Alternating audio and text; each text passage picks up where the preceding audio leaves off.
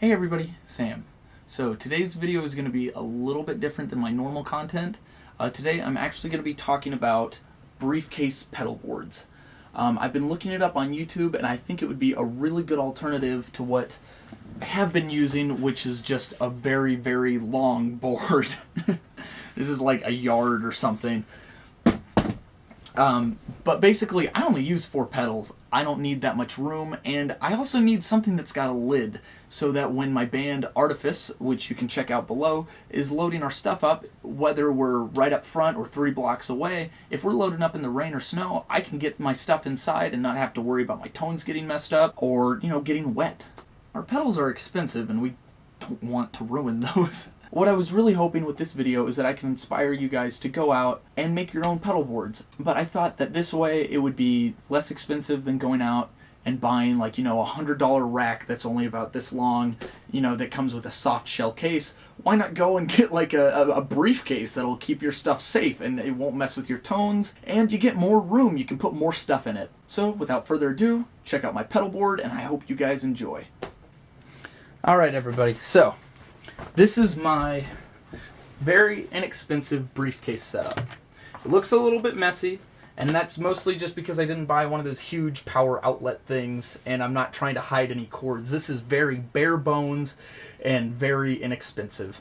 So, when it comes to materials, if we're excluding all the cords and the pedals and stuff like that, all you're really going to need is your briefcase or suitcase, your plywood, some kind of string, just so you can stay true to the actual dimensions of the briefcase or suitcase, but you can still pull this out if you don't want to look like the band's lawyer. I'll show you how I rigged that in a second. You'll need Velcro and duct tape. So basically, I spent $5 on a slab of plywood. It was about 3 square yards, I believe, at Home Depot. You can get a $1 shoestring or $1 pair of shoestrings at Walmart. The Velcro I'm using is about $10, but it's just really heavy duty, like, yeah, we're really in there kind of Velcro. And just some $3 duct tape. That's going to run you about $16, $19, just depending on what you already have at home. Then the briefcase itself is about $15 or $20. Other than that, all this, pretty much up to you. Let me show you what we got going on here. Basically, what I did was I measured the length and width of this briefcase so that I could put this slab of plywood in here. And then on the back of this piece of plywood, I actually taped some shoestrings, which I didn't cut because I was scared that they'd fray and cause like a premature removal of this string. And I didn't want that to happen. So I will probably just knot these together or something at some point, but right now it's not a huge deal. All I gotta do is just kind of wrap them under when I'm setting this back in. See, it's still pretty easy, doesn't show up. The duct tape around the sides is just so it doesn't splinter into my hands when I'm picking it up on the sides, because it's cheap plywood and it will hurt you. Now, the briefcase, like I said, only about 15-20 bucks. It's a really cheap one. You will probably already have one if you're looking into this. If you don't, you can get these pretty inexpensive at somewhere like Walmart or something like that, or you could get a very expensive one if you want to look fancy.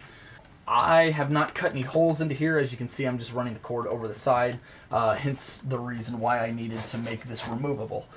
Which I also use a one-spot power supply, so I don't have to have like a huge, bulky block here for my power, because that's just not how I roll. No, I'm kidding. But this one-spot power supply or power adapter or whatever is awesome, because basically you've got 10, somewhere between 8 and 10 plugs on here, which all fit into the side, and the actual power supply, which is about 2 or 3 yards long, I believe, can just run into your wall, and you'll just plug it in from inside of your case.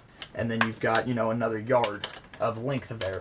So that's awesome, and it gives you a lot of room to mess with. Mind you, with this setup, you're not really going to be trying to hide any cords, so it will look a little bit messy, as you can see in here.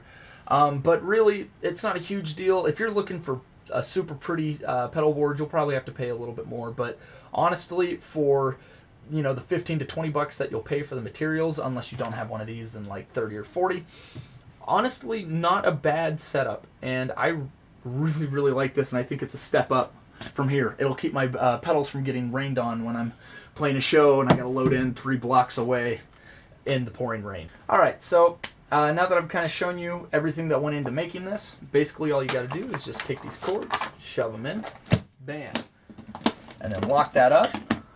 Look at that, you got yourself a briefcase. That's amazing.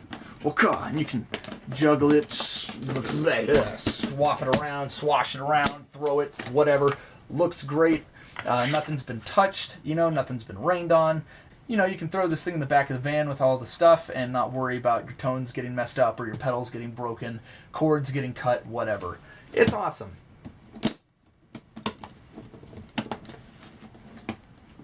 Alright everybody, I hope you thoroughly enjoyed the video, and I really hope that this inspires you to go out and make your own pedal board. Especially one out of a briefcase, because it's really easy to transport, and if you've already got one made that's super long and you don't have a problem with but you want a case for it, definitely the briefcase or suitcase thing is the way to go if you don't want to shell out like $100 for one of those pedal trains or whatever. Okay guys, so if you want to check out how the Blues Driver and the DS1 sound together, you can actually go check out my band Artifice online, or check out any of the covers that I have posted on this website. But down below I will put a link to my band Artifice, our Facebook, YouTube, stuff like that, and you guys can check out some of our live videos and studio recordings and stuff like that and say, hey, I really like that tone, that's awesome. And just check out our sound. Other than that, hope you guys have a good day, and I'll talk to y'all later. Wah!